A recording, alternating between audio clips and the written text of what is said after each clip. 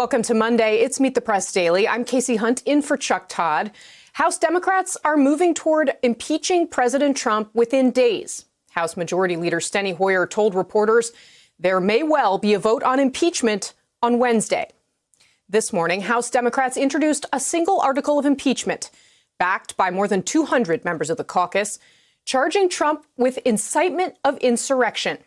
And we should note that this may or may not be the final version of what the House will vote on once they actually do hold a vote on it.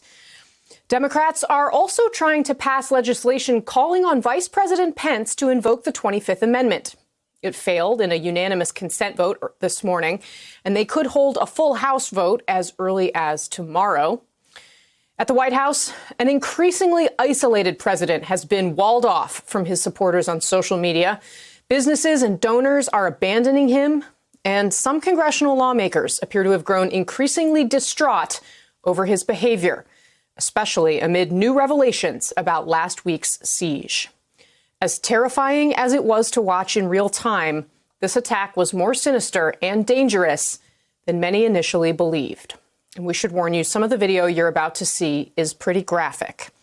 New images show rioters crushing a police officer who was trying to defend one of the building's entrances, at one point using an American flag. Another shows rioters throwing crutches and beating people with Trump flags and, as I mentioned, that American flag. And we also see rioters outfitted with paramilitary gear and restraints entering the building. As you hear people yell things in other videos like, "Where's Nancy?" and "Hang Mike Pence." The reality is sinking in that lawmakers' lives were very seriously in danger because of a mob incited by the President of the United States. Here is Speaker Pelosi in an interview that aired last night. Watch. What happened was a terrible, terrible violation of the Capitol, of the first branch of government, the legislative branch. He has done something so serious that there should be prosecution against him. Hello, YouTubers. If you're watching this, it means you've checked out our channel, so thank you. Now do me a favor, subscribe by clicking on that button down there.